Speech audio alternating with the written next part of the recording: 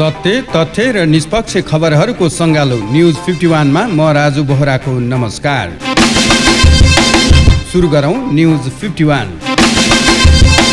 नेकपा एमालेका वरिष्ठ नेता माधव कुमार नेपालले सर्वोच्च अदालतलाई प्रभाव पार्ने गरी सहमति नहुने टिप्पणी एकताको प्रयास जारी रहेको बेला नेता नेपालले हस्ताक्षर फिर्ता नगर्ने आफ्नो बटम लाइन रहेको बताए।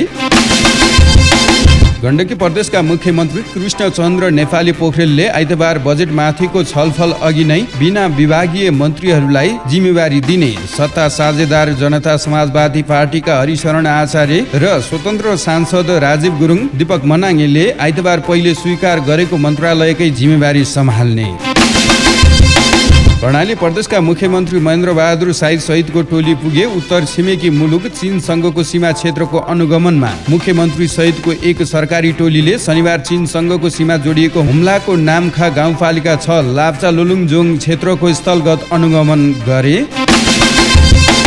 नेपाली काङ्ग्रेसको संस्थापक समूहले पार्टी सभापतिमा शेरबहादुर देउवाको पक्षमा अभियान थाले। संस्थापन पक्षका केन्द्रीय सदस्यहरू शनिबार मध्य बानेश्वर स्थित आनन्द पार्टी भेन्यूमा भेला भएका थिए, जहाँ देउवालाई कसरी जिताउन सकिन्छ भन्ने बारे छलफल।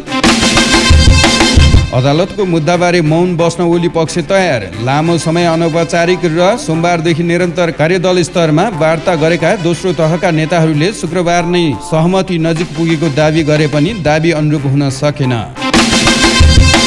प्रधानमन्त्री केपी शर्मा ओलीले बाढी प्रभावित मेलम्ची बजारको बस्तीलाई सुरक्षित स्थानमा व्यवस्थापन गरिने बताए। प्रधानमन्त्री ओलीले शनिबार बाढी प्रभावित मेलम्ची नगरपालिका र हेलम्बु गाउँपालिका लगायत क्षेत्रको स्थलगत अवलोकन गर्दै मेलम्ची बजारले भोगिरहेको प्राकृतिक क्षतिको दीर्घकालीन समाधान खोज्दै बजारलाई अन्यत्र सुरक्षित ठाउँमा स्थानान्तरण गरी त्यस ठाउँमा तरकारी तथा फलफुल खेती गरिने बताए। सामाजिक सुरक्षा कोष विरुद्ध बैंक तथा वित्तीय संस्थाका कर्मचारीहरूको संगठन वित्तीय क्षेत्र कर्मचारी सङ्घ पिएनद्वारा आन्दोलन कार्यक्रमहरू घोषणा। खाइपाई आएको सेवा सुविधा समेत कटौती हुने गरी कोषमा आफूहरूलाई आबद्ध गराउन लागि भन्दै पिएनले आन्दोलनको घोषणा गरेको पिएनको अध्यक्ष पदमराज रेग्मीद्वारा जानकारी। लुम्बिनी प्रदेश सरकारले संसदमा दर्ता गरेको संचार विधेयक पुनर्लेखन गर्न सरकारवालाले गर्यो माग। नेपाल पत्रकार महासंघ लुम्बिनी प्रदेश समिति, नेपाल बार एसोसिएसन, मानव अधिकार तथा शान्ति समाज लगायतका सङ्घ संस्थाका प्रतिनिधिले उक्त विधेयकका कयौं प्रावधान संविधान र सङ्घीय कानुन विपरीत रहेको भन्दै पुनर्लेखनको माग गरे। नेपाली काङ्ग्रेसका वरिष्ठ नेता रामचन्द्र पौडेलले क्रियाशील सदस्य छानबिन बारे राखे चासो। शनिबार गौशाला स्थित नेपाल भारत मैत्री धर्मशालामा पुगेर नेता पौडेलले क्रियाशील सदस्य छानबिन समितिले गरिरहेको कामप्रति राखे चासो। बेलडाँडी गाउँपालिका 5 को शुक्ला फाटा राष्ट्रिय निकुञ्ज नजिकै चराइरहेको अवस्थामा शुक्रबार 5 जनाको समूहमा आएका भारतीय तस्करद्वारा 13 वटा राँगा भैँसी चोरी गरी लगेका मध्ये 12 वटा भारतीय क्षेत्रबाटै उद्धार गरिएको सशस्त्र प्रहरी बल नेपाल नम्बर 35 गण शैलेश्वरी मातहतको बीओपी झिलमिलाका सशस्त्र प्रहरी निरीक्षक योगेन्द्र भण्डारीद्वारा जानकारी।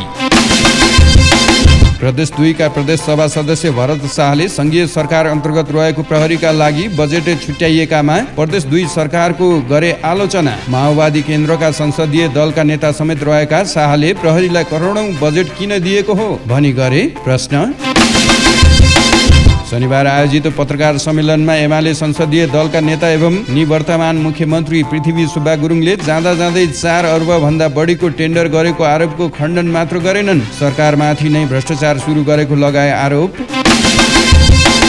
सिन्धुपाल्चोकमा बाढी पहिरो र डुबानबाट प्रभावित परिवारलाई सरकारले 50,000 रुपियाँ दरले राहत दिने। यस वर्ष बाढी पहिरो र डुबानका कारण सिन्धुपाल्चोकका 326 परिवार प्रभावित भएको थियो। सहाय महिलाको आश्रय स्थल इटरी स्थित माया घरका 36 जना महिलालाई कोरोना संक्रमण पुष्टि। 3 दिन अघि 50 जनाको एन्टिजेन विधिबाट परीक्षण गरिएकोमा 36 जनालाई कोरोना पुष्टि भएपछि माया घर सिल।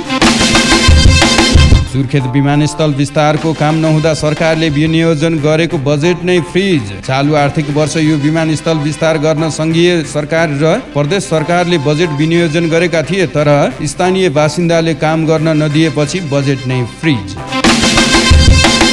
डडेलधुराको अमरगढी नगरपालिकामा लगाइएको मकै बालीमा फौजी किराको प्रकोप। अमरगढी नगरपालिका वडा नम्बर 6 को दुमडा गाउँमा फौजी किराले मकै बाली नष्ट पारेपछि किसानहरू मर्कामा। कपिलवस्तुको गोटी हावामा कुर्कुछन्द बुद्ध र निङ्ले हावामा कनकमुनि बुद्धको पूर्ण कदको मूर्ति स्थापना। कपिलवस्तुमा जन्मिएका यी बुद्धको पूर्ण कदको शालिग संसारमै पहिलो पटक बनाइयो।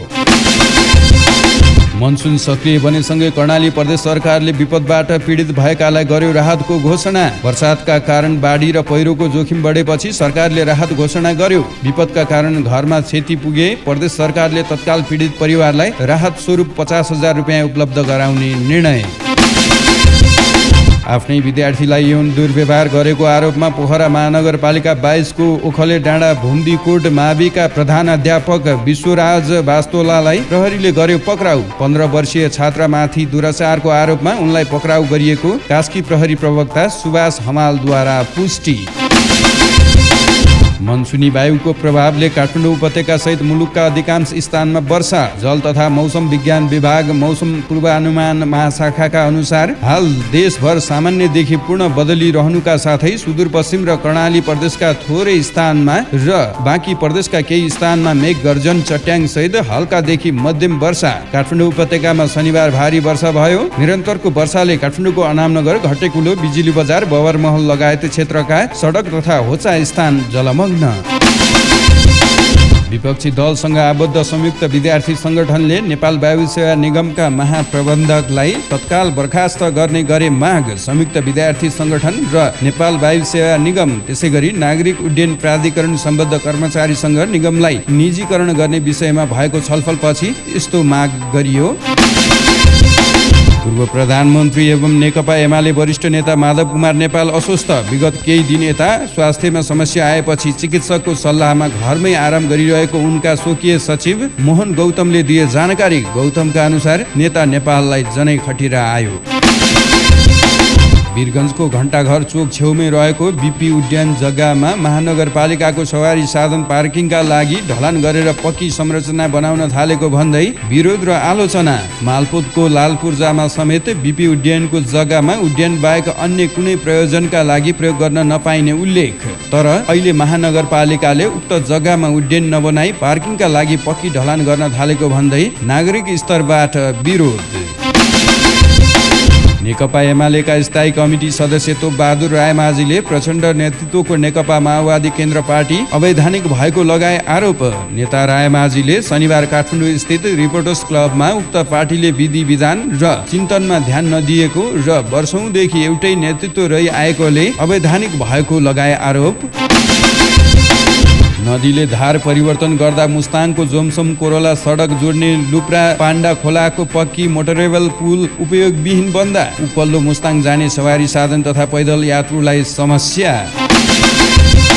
पूर्व प्रधानमन्त्री तथा जसपा संघीय परिषदका अध्यक्ष डाक्टर बाबुराम भट्टराईले नेपाल वायु सेवा निगमलाई निजीकरण गरिन लागिएको बारे सरकारको गरे चर्को आलोचना। आइतबार 4 बुँदे अपिल जारी गर्दै डाक्टर भट्टराईले नेपाल वायु सेवा निगमलाई पब्लिक लिमिटेडको रूपमा नयाँ कम्पनी दर्ता गर्ने र 100% शेयर निजी क्षेत्रलाई जिम्मा लगाउन खोजिनु अत्यन्त निन्दनीय र घृणित रहेको उल्लेख गरे।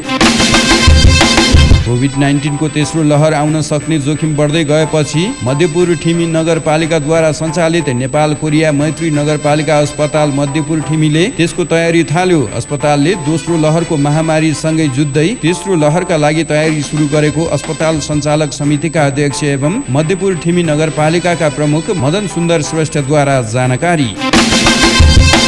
नेकपा एमालेको एकताका लागि कार्यदलले तयार पारेको मस्यौदामा सर्वोच्च अदालतमा विचाराधीन मुद्दालाई प्रभावित पार्ने शब्दावली राखिएको भन्दै माधव नेपालले फिर्ता पठाइदिए। शनिबार कार्यदलले तयार पारेको मस्यौदामाथि सहमति जुटाउन नेपाल पक्षका कार्यदल सदस्यहरू आइतबार बिहान नेपाल निवास कोटेश्वर पुगेका थिए। नेता नेपालले मस्यौदामा रहेको एक शब्दावलीमा असहमति जनाएपछि उनीहरू सिंहदरबार फर्किए।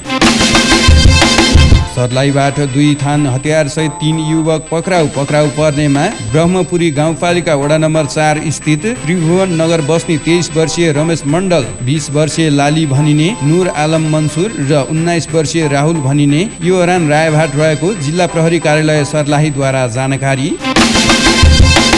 गैर आवासीय नेपाली सङ्घ NRN UK को आगामी जुलाई 31 मा हुने निर्वाचनको लागि निर्वाचन तालिका र उम्मेदवारी शुल्क सार्वजनिक। राष्ट्रिय समन्वय परिषदको अध्यक्षमा उम्मेदवारको लागि 1500 पाउन्ड अर्थात् 250,000 रुपैयाँ उम्मेदवारी शुल्क निर्धारण।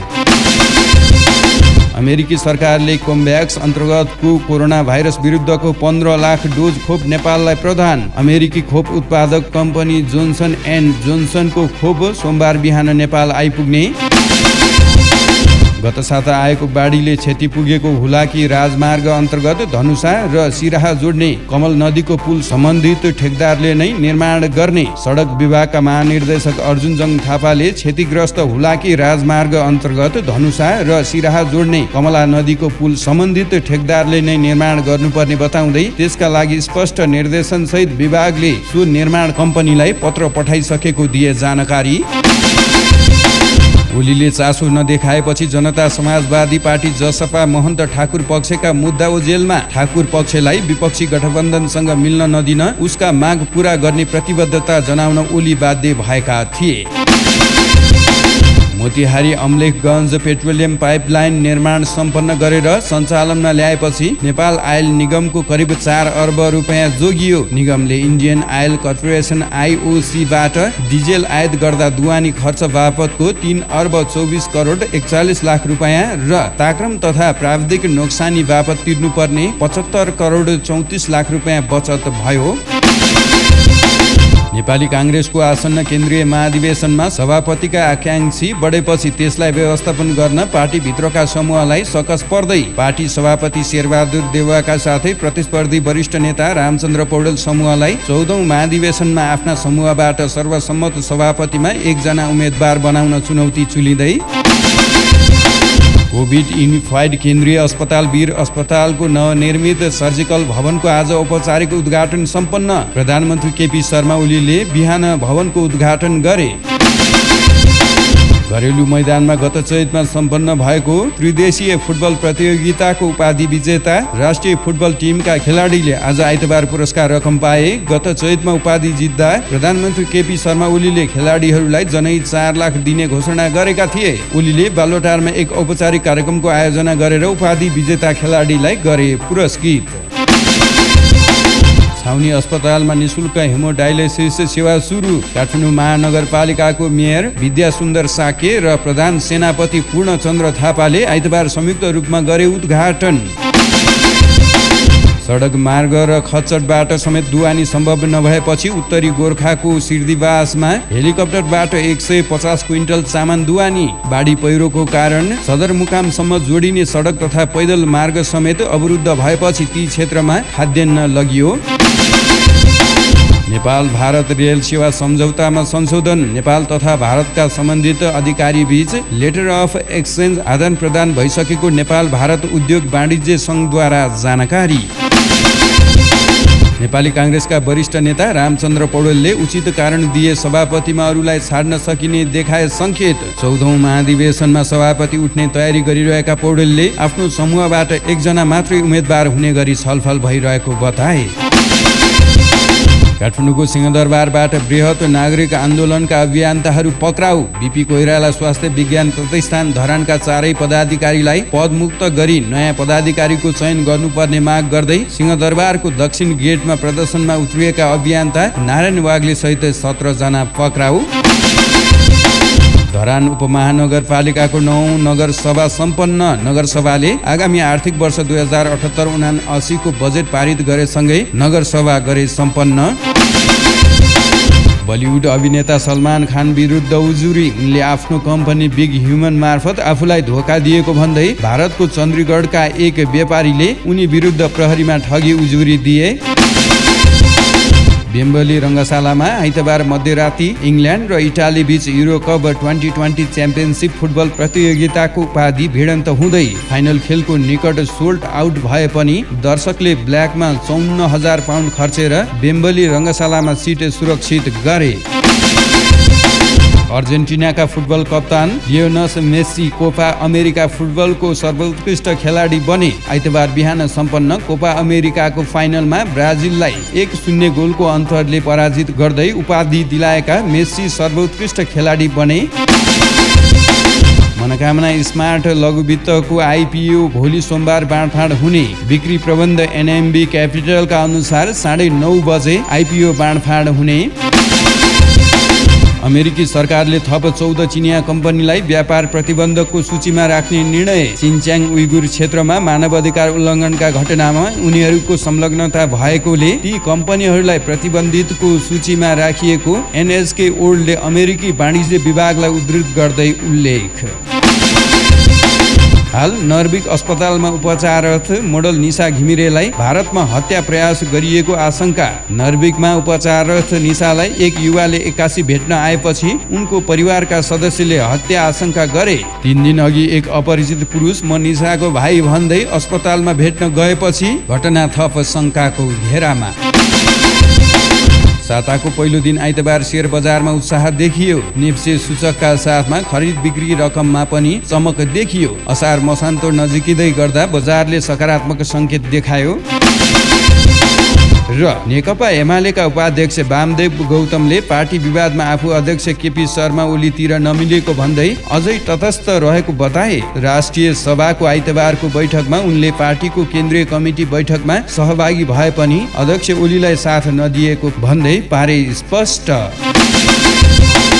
सत्य, तथ्य र निष्पक्ष खबरहरूको सङ्गालो न्युज 51 अहिलेलाई यति नै। म राजु बोहरा बिदा हुन्छु। नमस्कार।